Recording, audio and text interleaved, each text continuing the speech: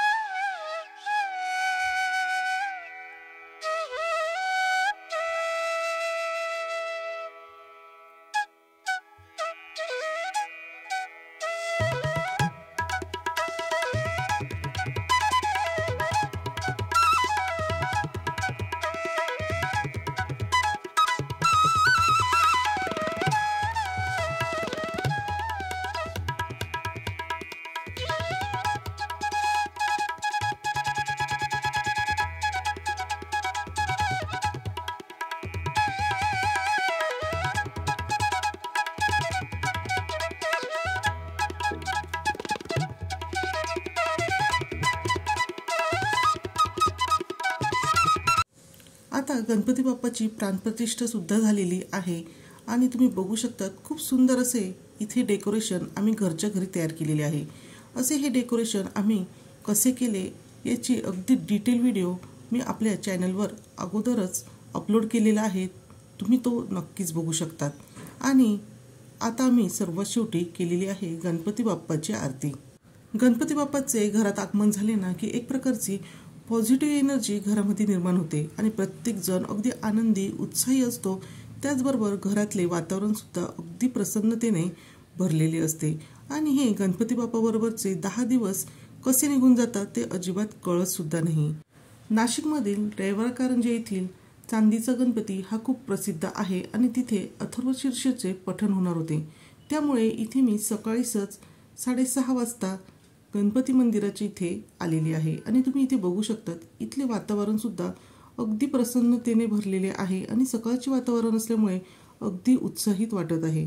त्याचबरोबर तिथे आल्यावर मी लगेचच सर्वात अगोदर गणपती बाप्पाचे दर्शन घेतले आणि त्यानंतर इथे आम्ही सुरुवात केली ते म्हणजे गणपती अथर्वशीर्ष पठणाला। आमच्याबरोबर बऱ्याच महिला इथे उपस्थित होत्या आणि सर्वांनी इथे अथर्वशीर्षेचे पठण सुद्धा केले। त्वमेव केवलं कर्तासि त्वमेव केवलं हर्तासि त्वमेव सर्वं कल्पितं ब्रह्मासि त्वं साक्षात् आत्मासि नित्यं कृतं वच्मि। गणपती बाप्पा समोर बसून एवढ्या मोठ्या संख्येने महिलांबरोबर अथर्वशीर्ष पठण करण्याचा हा माझा पहिलाच अनुभव होता आणि मी पहिल्यांदाच अशा पद्धतीने इथे अथर्वशीर्ष पठण केलेले होते। मला हे अथर्वशीर्ष पठण केल्यानंतर खूप आनंद झाला आणि खूप उत्साह सुद्धा वाटला। आता रविवारकारंजे येथील गणपतीचे डेकोरेशन सुद्धा आपण लगेचच बघूया। आता सकाळची वेळ होती, त्यामुळे इथे कुठेही रोषणाई लाइटिंग वगैरे आपल्याला दिसणार नाही, पण तरी सुद्धा अगदी शांततेत आपल्याला हे डेकोरेशन बघायला मिळणार आहे।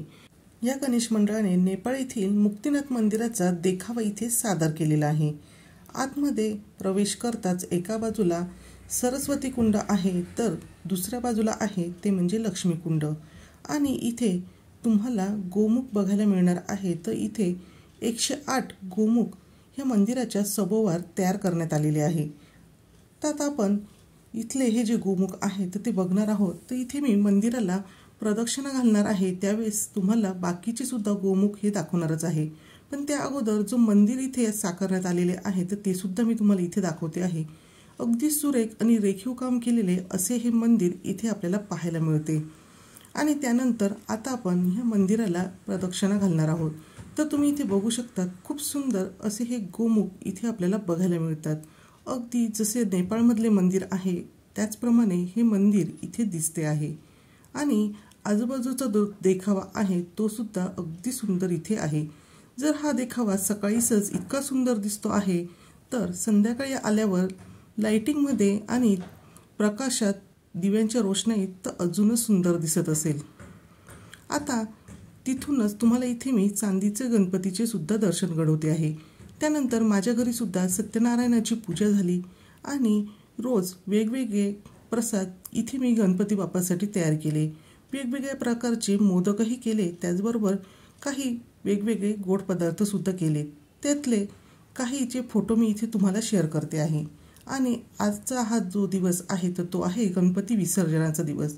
शेवटच्या दिवशी गणपती बाप्पाला घरातून विसर्जन करताना अगदी मन भरून आल्यासारखे होते, पण तरीसुद्धा आनंद आणि उत्साह घेऊन आम्ही निघालो आहोत ते म्हणजे गणपती विसर्जनाला।